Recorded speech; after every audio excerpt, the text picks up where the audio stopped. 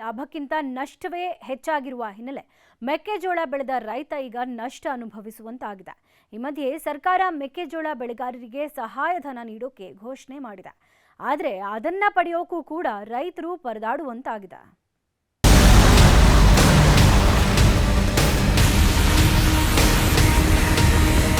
ಈ ವರ್ಷ ಉತ್ತಮವಾದ ಮುಂಗಾರು ಮಳೆಯಾಗಿದ್ದು ರೈತರು ಖುಷಿಯಿಂದಲೇ ಮೆಕ್ಕೆಜೋಳ ಬಿತ್ತನೆ ಮಾಡಿದ್ದಾರೆ.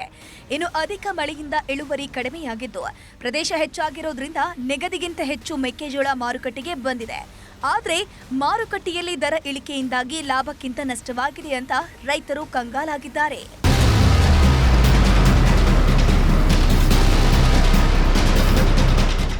ಒಂದ್ ಕಡೆ ಮೂಟೆ ಹೊತ್ತಿರುವ ರೈತರು, ಮತ್ತೊಂದ್ ಕಡೆ ರಾಶಿ ಮೆಕ್ಕೆಜೋಳ. ಈ ಎಲ್ಲ ದೃಶ್ಯ ಕಂಡು ಬಂದಿದ್ದು ಕೊಪ್ಪಳ ಜಿಲ್ಲೆಯಲ್ಲಿ. ಈ ವರ್ಷ ಮಾರುಕಟ್ಟೆಯಲ್ಲಿ ಮೆಕ್ಕೆಜೋಳದ ದರ ಪ್ರತಿ ಕ್ವಿಂಟಲ್ಗೆ 1750ರಿಂದ 1825 ರೂಪಾಯಿಗೆ ಮಾತ್ರ ಮಾರಾಟವಾಗಿದೆ. ಕಷ್ಟಪಟ್ಟು ಬೆಳೆದ ಮೆಕ್ಕೆಜೋಳವನ್ನ ಬೆಂಬಲ ಬೆಲೆಯಲ್ಲಿ ಮಾರಾಟ ಮಾಡೋಕೆ ಜಿಲ್ಲೆಯಲ್ಲಿ ಖರೀದಿ ಕೇಂದ್ರ ಇಲ್ಲ. ರೈತರು ಸರ್ಕಾರದ ಬೆಂಬಲ ಬೆಲೆಯಲ್ಲಿ ಕೆಎಂಎಫ್ಗೆ ಮಾರಾಟ ಮಾಡೋಕೆ ಧಾರವಾಡಕ್ಕೆ ಹೋಗುವಂತಹ ಪರಿಸ್ಥಿತಿ ಇದೆ. ಇದರ ಬದಲು ಇಲ್ಲಿಯೇ ಖರೀದಿ ಕೇಂದ್ರ ಆರಂಭಿಸಿದ್ರೆ ಅನುಕೂಲ ಆಗತ್ತೆ ಅಂತ ರೈತರು ಅಳಲು ತೋಡ್ಕೊಂಡಿದ್ದಾರೆ. ಸರ್ಕಾರ ಖರೀದಿ ಕೇಂದ್ರನ ಘೋಷಣೆ ಮಾಡಿತ್ತು. ಧಾರವಾಡದ ಕೆಎಂಎಫ್ ಧಾರವಾಡದೊಳಗೆ ಒಯ್ಬೇಕಾಯ್ತು. ಉತ್ತರ ಕರ್ನಾಟಕದಾಗ ಇಲ್ಲೇನು ಕೊಪ್ಪಳ ಆಯ್ತು, ಬಿಜಾಪುರ ಆಯ್ತು, ಎಲ್ಲ ಅಲ್ಲಿಗೆ ಒಯ್ದು ಹಾಕ್ಬೇಕಂದ್ರೆ ಭಾಳ ಕಷ್ಟ. ಖರ್ಚು ವೆಚ್ಚ ಸೇರಿ ಏನಾಗತ್ತಂದ್ರೆ 1500ರಿಂದ 1600 ರೂಪಾಯಿ ಅಷ್ಟ ಉಳಿತೈತಿ. ಹೇರ ಬಾಡಿಗೆ, ಸಾಗಾಣಿಕೆ ಖರ್ಚು ಎಲ್ಲ ಖರ್ಚು ಹಿಡಿದ್ರೆ ಇವತ್ತೇನು ರಾಜ್ಯದಾಗ ಐತಂತಾರ. ರಾಜ್ಯ ಸರ್ಕಾರ ಏನಾಗತ್ತಂದ್ರೆ ರಾಜ್ಯಾದ್ಯಂತ ರೈತರಿಗೆ ಯಾವಾಗ ಬೇಕು ಏನು ಸಮಸ್ಯೆ ಬಂದಾಗ ತಮ್ಮ ಪಾಲ ಸಮಸ್ಯೆ ಬಗೆಹರಿಸೋಣಂತ ವ್ಯವಸ್ಥೆನ ಆಗಿರ್ಬೇಕು. ಆ ರೀತಿ ಮಾಡ್ಬೇಕು. ಈ ಕುರಿತು ಕೊಪ್ಪಳ ಜಿಲ್ಲಾ ಉಸ್ತುವಾರಿ ಸಚಿವ ಶಿವರಾಜ್ ತಂಗಡಗಿ ಕೇಳಿದ್ರೆ ಜಿಲ್ಲೆಯಲ್ಲಿ ಖರೀದಿ ಕೇಂದ್ರ ಆರಂಭಿಸೋಕೆ ಜಿಲ್ಲಾಧಿಕಾರಿಗಳ ಜೊತೆ ಚರ್ಚೆ ಮಾಡ್ತೀನಿ ಅಂತ ಹೇಳಿದ್ದಾರೆ.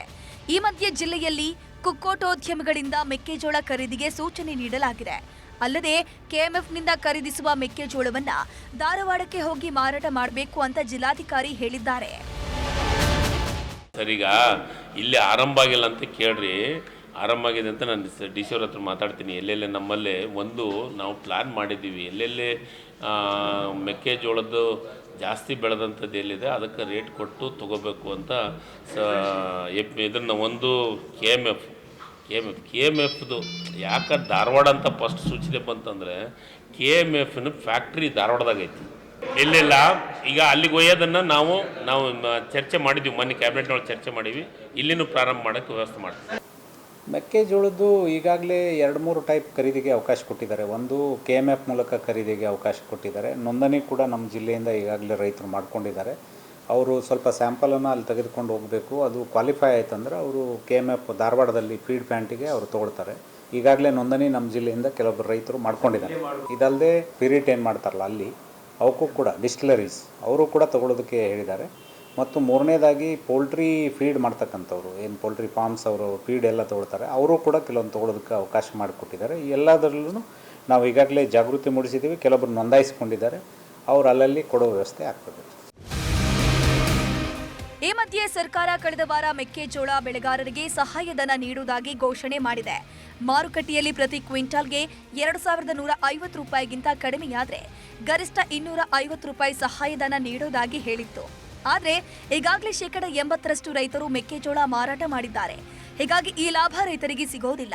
ಅಲ್ಲದೆ ಸಹಾಯಧನ ಪಡೆಯೋಕೆ 108 ದಾಖಲೆ ನೀಡಬೇಕು ಅಂತ ರೈತರು ಅಸಮಾಧಾನ ವ್ಯಕ್ತಪಡಿಸಿದ್ರು. ಇವರು ಈಗ ಬೆಂಬಲ ಬೆಲೆ ಶುರು ಮಾಡ್ಯಾರ. ಮತ್ತೆ ಬೋನಸ್ ಬರೀ ಒಬ್ಬ ರೈತರಿಗೆ 250 150 ಕೊಡ್ತಂತಾರ. ಮತ್ತೆ ಅವರು ಅನೇಕ ಕಾನೂನನ್ನು ಕೇಳ್ತಾರ. ಮತ್ತೆ ದಾಖಲಾತಿ ಕೇಳ್ತಾರ. ರೈತರಿಗೆ GPS ಆಗಿರ್ಬೇಕು, ಪಾಣ್ಯಾಗ ಮೆಕ್ಕೆಜೋಳ ಅಂತ ಇರ್ಬೇಕು, ಟ್ಯಾಕ್ಟ್ರಿ ಫೋಟೋ ಬೇಕು. ನೀವು ಮತ್ತೆ GPS ಮುಖಾಂತರ ನಾವೆಲ್ಲ ನಿಮ್ಮ ಮೆಕ್ಕೆಜೋಳ ಖರೀದಿ ಮಾಡ್ತೀವಿ. ಅಲ್ಲಿ ನಾವು ಖರೀದಿ ಕೇಂದ್ರಕ್ಕೆ ಹೋದ್ರೆ ಟ್ಯಾಕ್ಟ್ರಿ ಫೋಟೋ ಬೇಕು, ಪಾಣ್ಯಾಗ GPS ಆಗಿರ್ಬೇಕು, ಮೆಕ್ಕೆಜೋಳ ನೀವು ಹೊಲ್ದಾಗ ಫೋಟೋ ಬೇಕು. ಒಟ್ನಲ್ಲಿ ಜಿಲ್ಲೆಯಲ್ಲಿ ಖರೀದಿ ಕೇಂದ್ರವಿಲ್ಲದೆ ರೈತರು ಪರದಾಡ್ತಿದ್ರೆ ಈಗಾಗಲೇ ಬಹುತೇಕ ರೈತರು ಮೆಕ್ಕೆಜೋಳ ಮಾರಾಟ ಮಾಡಿದ ನಂತರ ಸರ್ಕಾರ ಸಹಾಯಧನ ಘೋಷಿಸಿರೋದು ಗಾಯದ ಮೇಲೆ ಬರೆ ಎಳೆದಂತಾಗಿದೆ ಅಂತ ಹೇಳಿದ್ದಾರೆ. ಶರಣಪ್ಪ ಬಾಚಲಾಪುರ, ನ್ಯೂಸ್ 18 ಕೊಪ್ಪಳ.